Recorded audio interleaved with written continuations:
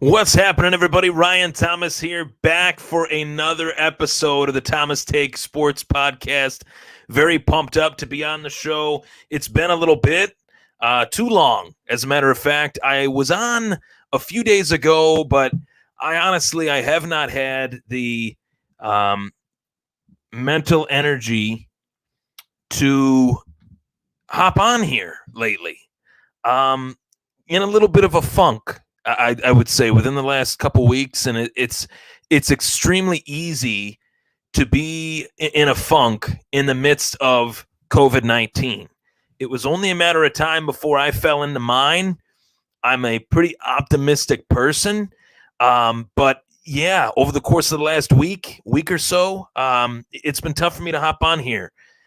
Just a lot of focusing on things in my day-to-day life that I wanted to take some time out for and put some energy into, a little bit more energy to than what I normally do, and kind of then get back to basics, get back to normal. And this show obviously is what helps center me, grounds me, puts me in the right headspace to do what I love to do, and that's putting this show out there. You're going to see some awesome content, a new look Thomas Take Sports Podcast in a way visually tonight like you never have before. You're not just going to see me. You're going to see me analyze and assess live film, football film on this show. You heard it here first, bringing you a whole new Thomas Take Sports Podcast. This is the biggest show of the football season, albeit the Buffalo Bills are not in the Super Bowl. We came up 1 week, 1 win short, against the Kansas City Chiefs in that AFC title game. That was the last time I could really put a lot of energy into this show. And I guess it was a little bit of the postseason blues, I guess I could say, for the Buffalo Bills that made me just not really as enamored to hop on the show as what I normally am. So to hop on the show, back again, Thomas Take Sports Podcast, Ryan Thomas, live on the show on Facebook, whether it's my personal Facebook, the Thomas Take Sports Podcast Facebook page, or the YouTube channel. I've appreciated each and every one of you guys that have tuned into the show each and every week. It's been an awesome week, leading up to this Super Bowl. As well, this is the best matchup that the Super Bowl could offer. As much as I hate saying that, due to the fact that the Bills are not in this Super Bowl, this is a hell of a matchup between the Tampa Bay Buccaneers and the Kansas City Chiefs. Now, the obvious portion of the matchup is the fact that you have Tom Brady and Pat Mahomes head-to-head. You have the perfect quarterback battle between the greatest of yesteryear, greatest of all time, and the greatest of today. Greatest of all time being Tom Brady, obviously. Greatest of today being Pat Mahomes. But I think this game is much bigger than that. I think that's an easy storyline to look at in this game. But I have to pay respect and give credit where credit is due in saying that, Tom Brady has had such a phenomenal season. Pat Mahomes has obviously had such a phenomenal season. I'm very thankful that, we have been able to watch both of these quarterbacks head-to-head, go toe-to-toe with one another. And I believe that this is the best matchup that this season could offer, obviously, but for more than just the reasons of the quarterbacks. For the fact that the Kansas City Chiefs offense have a generational offense. The offense of the Kansas City Chiefs, I would refer to as a generational type offense. You have Pat Mahomes, you have Travis Kelce, you have Tyreek Hill, and they dialed the dial just a little bit more by adding a player by the name of Clyde Edwards-Helaire in the first round of the 2020 NFL draft, bringing in a running back that they haven't had since the days of Kareem Hunt, just added that extra layer to this offense that they really didn't even need. And yet they found a way to get that player. They found that player. They zeroed in on that player. They underlined that player, and they drafted him in the first round out of LSU and Clyde Edwards-Helaire. Now, when I looked at players and how they contributed to their college team, Edwards-Helaire, how he contributed to the LSU Tigers in their national championship season. How would Andy Reid use Clyde Edwards-Helaire? Well, I thought it was a seamless transition. I was on another show during draft season last year, and I stated that. Out of all the rookie offensive playmakers that were in that last year's draft in 2020, and there was a lot of them. You got to remember there was a lot of really good receivers in that class, few good running backs in that class. I thought the most seamless transition for a rookie from the collegiate ranks to the National Football League was Clyde Edwards-Helaire being drafted by the Kansas City Chiefs, and it had nothing to do with the fact that the Chiefs are talented. I believed that Clyde Edwards-Helaire would fit this Chiefs offense that well, and that Andy Reid would find a way to utilize his running back, his new shiny toy. And Andy Reid has been able to do that so many times over the years with running backs like Brian Westbrook, with LaShawn McCoy, with Kareem Hunt, and now with Clyde Edwards-Helaire. Those are guys that I think have been able to be catalysts, if you will, for Andy Reid and for the teams, whether it's the Eagles or the Chiefs. So this is going to be a real fun game, and to have a rookie highlight reel for a rookie running back, I think is pretty special. And I go to the new software that this show will have, and I'm very excited to bring it to you guys. To be able to put my voice behind some football film is something that I've wanted to do for quite some time. So we're going to do it here on the show. We're going to pop this on here, and we're going to go to the highlights of Tom Brady. We're going to go to the highlights of Tom Brady, and this highlight reel, I think, is something that alludes to a miraculous season for Tom Brady. And I'll go through it here as we, inch closer to Super Bowl Sunday. Play action fake from Brady, throwing passes in the corner of the end zone. He has O.J. Howard as a tight end that he's never had really a tight end as athletic as O.J. Howard outside of Gronkowski, obviously. He didn't even need to bring Rob Gronkowski into the forefront, but he did. Not only O.J. Howard, not only Rob Gronkowski, obviously on that touchdown, Mike Evans. And the arm strength of Tom Brady at 43 years old, to put forth the arm strength that you have at 43 like that looks like the arm of a quarterback that's in his 30s. Flea flickers, bombs. This offense is completely separate from the offense of the Patriots in years past. The Patriots would nickel and dime you.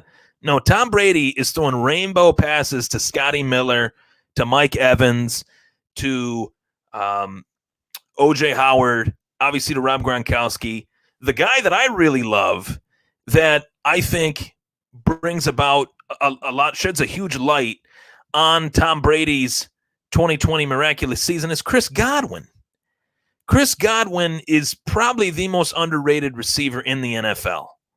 And for this to be a highlight reel, for me to go down the highlight reel of Tom Brady's miraculous season, I think it goes to show you that this guy is has far more left in the tank than what we even originally thought. Tom Brady has another year left in him. Look at these throws. Look at these rainbows, dropping dimes to Scotty Miller. Scotty Miller is the new age Julian Edelman. Scotty Miller is a player that obviously maybe he might not have the success that he's having had it not be for the, acquisition of Tom Brady. But what Brady has been able to do this season, week in and week out, at the age of 43, is nothing we have ever seen before. And dare I say it, I am I rooting for Tampa Bay in this one? Who do I have winning the big game? That's we got to get later into the show for that. But how can you not root for this? How can you not root for the fact that Tom Brady is defying the rules of science, essentially, and is just kind of flipping the bird proverbially with these rainbows to Scotty Miller, which that throw, I watched that throw live when they were playing the Raiders. He's throwing the deep ball to Scotty Miller left and right with relative ease. And obviously, he's been doing it a long time. It's no secret that Tom Brady's great. But when Tom Brady went to the Tampa Bay Buccaneers, he took a massive risk, took a massive chance. That chance was getting out of his comfort zone. That chance was putting on a new jersey and hoping that he would be able to bring in the players stylistically that would fit him and his skill set. You already had two guys there. You already had, three guys there. You had Mike Evans. You had Chris Godwin. You had O.J. Howard, who hadn't really shown much with Jameis Winston. But obviously, you upgraded. You upgraded. You went from a first overall pick, dare I say it, bust, to the greatest quarterback of all time.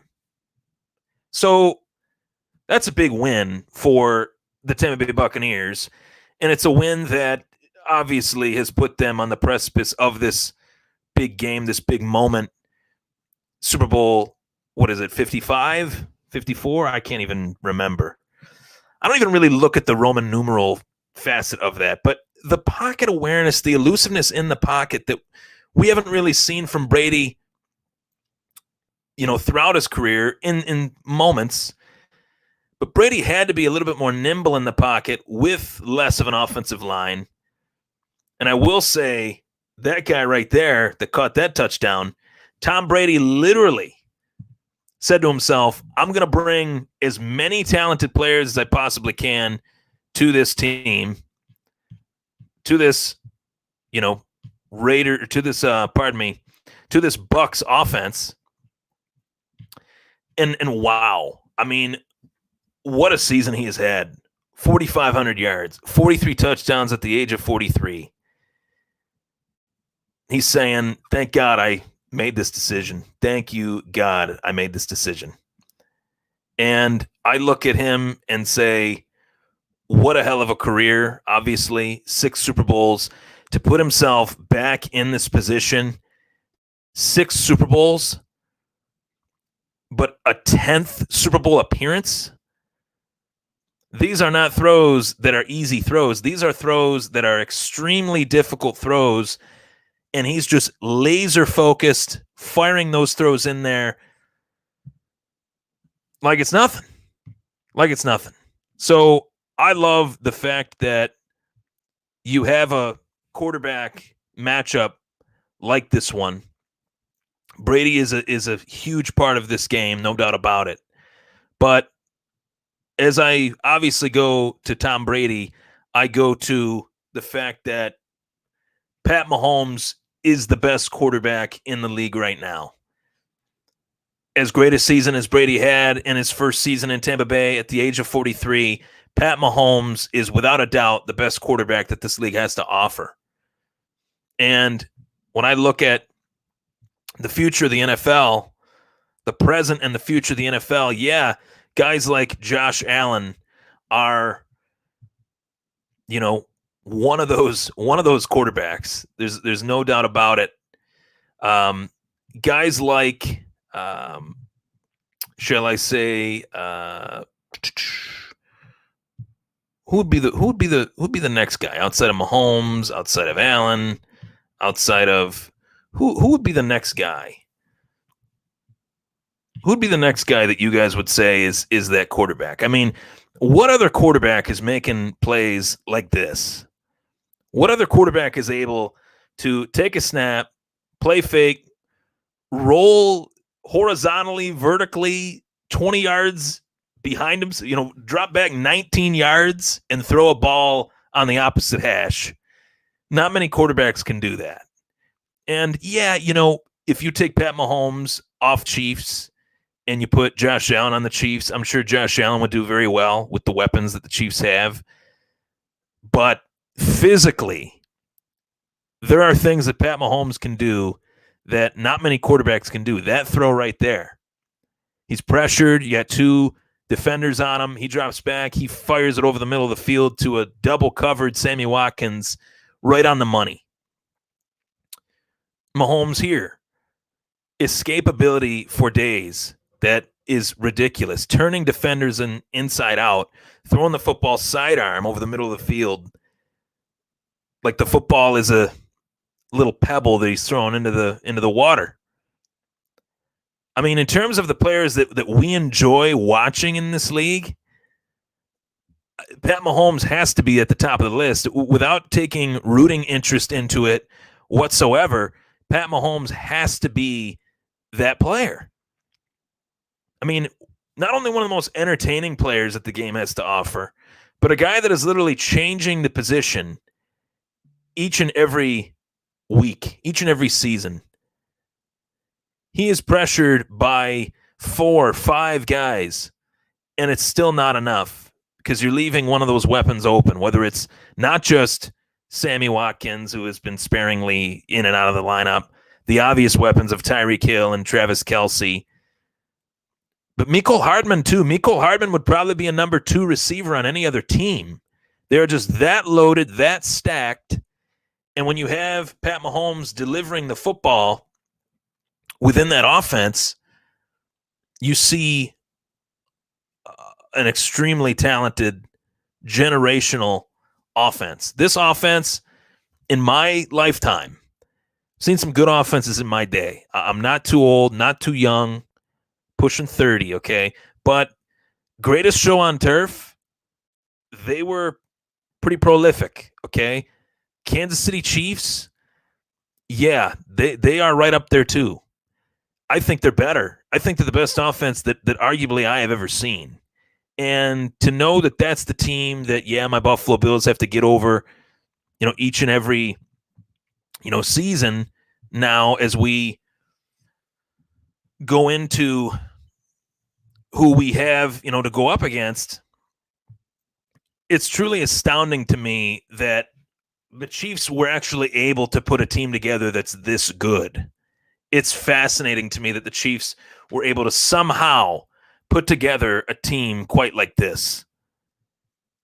And I think that this team, the Chiefs, are going to be a tough out for anybody for a long, long time. I'm talking 10, 15 years. This might be the next, New England Patriots type dynasty. Maybe they're not together. They're not as dominant as Belichick and Brady were for 20 years, but they're going to be pretty damn close. Pretty damn close. And how do you consistently get better each and every year? That's the mark of a great head coach. That's the mark of a great, mentality, program mentality, you want to call it. But to go over the top with it and say, hey, we're not just going to, roll into next season with what we've got. We're going to draft a kid that is going to be one of the better running backs in this league for many years to come. And to me, when I watch a player like Clyde Edwards-Helaire, I say to myself, holy Toledo, this guy is a stud. This guy is really, really good. And I think that when I look at a player like Clyde Edwards-Helaire, I say to myself, the rich are getting richer. It's the thought of the LA Dodgers, right? The LA Dodgers just got Trevor Bauer. Well, I felt the same way when the Chiefs got Clyde Edwards-Helaire. He is a smaller back. You see that. You see that maybe inside the red zone, he can't pound it in between the tackles. That's why they bring in a running back like Le'Veon Bell. But what you see as well is a running back that when he gets the ball in his hands, he's running through the football. He's already got that burst of speed as he's running through the football. He is Brian Westbrook-esque, not as elusive as a LaShawn McCoy, and oddly enough, they're rocking the same number 25. But to put together the dig steps that he does, cutting in and out, inside cuts, the field of vision that he has as a rookie at this level, I think is what sets him apart and what puts him in the category of one of the better running backs in this league for many years to come. The hesitation step that you saw there on that play, they hand the ball off to him, and there is that vision where he's cutting inside, he's bouncing outside, he's running people over. And for a guy that's, 5'9", 205 pounds, if that, the ability for this guy to spin out of tackles, he reminds me of a running back that played on the Buffalo Bills for a few years, Travis Henry. Such a low center of gravity that he's tough to bring down. You can't really tackle him unless you hit him right on the legs. If you're hitting him above the waist, you're just going to bounce right off of him. And I mean, Mahomes has been able to find him in the passing game, as you see there on that play. But I look at a running back that the rich literally got richer. And for Andy Reid to understand the offense at the level that he does, time and time again, for the fact that the other 31 teams in the NFL let the Chiefs get this guy, and yeah, he's been out of the lineup here and there. He's had his own fair share of injuries, but the effort that Clyde Edwards-Helaire puts out each and every time he is out on the field, when given the opportunity. Now, the Chiefs throw the ball just as much as anyone outside of Buffalo. But when Edwards-Helaire was asked to carry the rock, he did that. And as far as a weapon in the passing game, he's one of the best pass-catching weapons out of the backfield in the league. And I think you could say that no matter what offense he was on, whether he was on the Chiefs offense, whether he's on another offense, you could say that Clyde Edwards-Helaire is one of the better pass-catching running backs. With the ball in his hands, he can make things happen in space. Burst of speed, the cut ability, the ability to knife through a defense, stay low, and make it happen. I've just been enamored with watching him play, and he's been somebody that I thought really would make a huge difference for the Chiefs. So the question is, with the players that I've highlighted here, obviously Brady, obviously Mahomes, but Clyde Edwards-Helaire as well, and in the highlights you see the contributions of Mike Evans, Chris Godwin, O.J. Howard, Scotty Miller, who is one of my favorite players in this Super Bowl, who I see as a true X-Factor type player in this Super Bowl. I didn't really show you any defensive highlights, but let me tell you what I think is the most underrated fact of the Super Bowl, and it's that the defensive line of the Tampa Bay Buccaneers is freaking amazing. Okay, I don't know if it's just because the Green Bay Packers offensive line looked that bad, if it was the Packers offensive line looking that bad, or if it was the Bucs defensive line looking that good. Only time will tell. But let me tell you, that Bucs defensive line against Green Bay looked like world beaters. And if they look like that tomorrow night, Pat Mahomes is going to have to be scrambling, running and gunning the entire day. And if anybody can do that, it's obviously Pat Mahomes. That's not a problem for Pat Mahomes. Pat Mahomes will actually welcome that because that fits his style of play that only he has in that weird sandlot style football way. But I see that being a key factor in this game. Tampa Bay's defensive line against the offensive line of the Kansas City Chiefs, whether it means Tampa Bay thrives due to that, who knows? Whether it means that it plays a factor against the Chiefs or for the Chiefs, we'll find out. That's what makes this so fun. That's definitely a factor. But I think in the National Football League, it is extremely tough to say who will win a game like this when you have two great offenses led by two great quarterbacks featuring weapons that are so damn good. I think it's very tough in the National Football League today to win 2 Super Bowls in a row. If anybody can do it, it's obviously the Kansas City Chiefs. We know that. We understand that as Bills fans. We just saw them shellac us practically in this Super Bowl. Or not in the Super Bowl, in the AFC Championship. So it's easy to say that the Chiefs will win, but I think Tampa Bay is really firing on all cylinders at the right time. It's crazy to say that because at one point, they hadn't really beaten anybody. They'd only went through, some decent teams, not great teams. In that highlight there, you're going through the Raiders, you're going through bottom feeder NFC teams that weren't that great. They're bottom feeders. They're cellar dwellers. They're not, elite competition. But to go on the road the entire playoffs and to play a Super Bowl at home, I feel like it's fate. I feel like the Tampa Bay Buccaneers are going to win the Super Bowl. And I'm going to be a little bit boisterous in this prediction. I think this Super Bowl, no matter who wins it, I will say that this will be a shootout. This will be literally Tom Brady and Pat Mahomes going toe-to-toe, drive for drive against one another. And I have it being 34-31 Bucs. I think Tom Brady is going to get a 7th Super Bowl ring.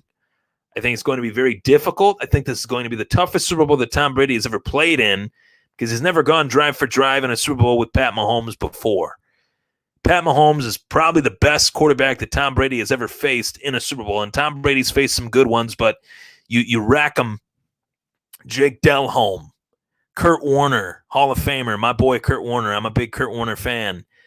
Eli Manning, is he a Hall of Famer? I think he is. Maybe, maybe not. Talk for another day. Donovan McNabb, where is he at? Is he a Hall of Famer? I don't know. Matt Ryan, decent quarterback. Russell Wilson, great quarterback. Matt Ryan and Russell Wilson, both really good quarterbacks. But Pat Mahomes is better than all the quarterbacks that Tom Brady has ever faced in a Super Bowl. So this is going to be the toughest one for Tom Brady to win, to go drive for drive against Pat Mahomes. Tampa Bay's defense is really going to have to show up. You go back to when Tampa Bay played the Chiefs went through them like a hot knife through butter. Carlton Davis couldn't cover Tyreek Hill. I think that will remain a constant in this one, but the team that has the ball last will win this game. I'm going to go out on a limb and say that the Bucs will have the ball last and that Tom Brady will lead a comeback drive to win this one at the age of 43. And no, I don't think that will be the last game that Tom Brady will ever play in. I think he's going to come back next season, finish out that contract with Tampa Bay, and ride off into the sunset. Why walk away after winning a Super Bowl when you got that team to work with and you can still play at an extremely high level? So that's how I have it. I have the Bucs winning this year's Super Bowl. I want to touch on the Stafford Goff trade that really shook up the NFL world to end the show. So I'm going to say it here first, too. I think that this offseason will provide more quarterback movement. We will never see an off season like this again. I mean, we will see more quarterback movement this offseason than maybe ever. And right now, not only do we have the Stafford Goff trade, that's done as far as the new league year starts. That trade is done. It was agreed upon. The Detroit Lions are receiving Jared Goff and 2 first-round draft choices. Meanwhile, the Rams are receiving Matt Stafford. I believe there's some mid-round picks involved as well, but the nuts and bolts of the trade, Stafford goes to the Rams and 2 first-round picks from the Rams go to Detroit. In exchange, obviously, the Rams send Jared Goff to Detroit. Obviously, who won the trade, right? Well, whoever received more won the trade. It's just in terms of the trade itself. Now, the Lions have to hit on these first-round draft choices. If they don't hit on these first-round draft choices, it doesn't matter, right? I mean, on the surface, they got first-round draft choices, but if anybody could squander 2 first-round draft choices, it is the Detroit Lions. But they got 2 first-round picks 2 years in a row, okay? 2 first-round picks 2 years in a row, and the Rams are giving away first-round picks like nobody ever has before. They have no faith in a first-round draft choice because they're trading them away like they're giving away, free pancakes at IHOP. I mean, it is unbelievable. The fact that the Rams won't have a first-round pick until 2024 as of now, until they, unless they make a trade to get one. But on the surface, yeah, they really wanted Matt Stafford. They got Matt Stafford. Good for them. Sean McVay apparently loves himself some Matt Stafford. Fine. But Matt Stafford is a few years older than Jared Goff. And is Matt Stafford that much better than Jared Goff? I don't know. I think Stafford is better than Jared Goff. But is he that much better to trade away 2 first-round draft choices? I don't know. We'll see. Sean McVay believes he is, because Sean McVay believes that regardless of what he gave up, Stafford fits McVay's offense, his offense, that much better than Goff does. And McVay apparently was never high on Goff, according to reports that, McVay wanted to really move on from him last season. But that's a guy that played a part in leading them to a Super Bowl. I know I made the joke of, Jared Goff looked like a deer in headlights, during the Super Bowl. But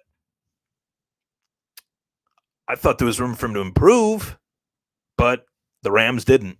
And, I think Detroit, you got something here. You got Goff. You got 2 first-round draft choices the next 2 seasons, the next 2 drafts. Don't F it up, Detroit. Don't F it up. I know you don't have a lot to work with currently for Goff to thrive, but I do like me some Kenny Galladay. I do like me some Marvin Jones Jr.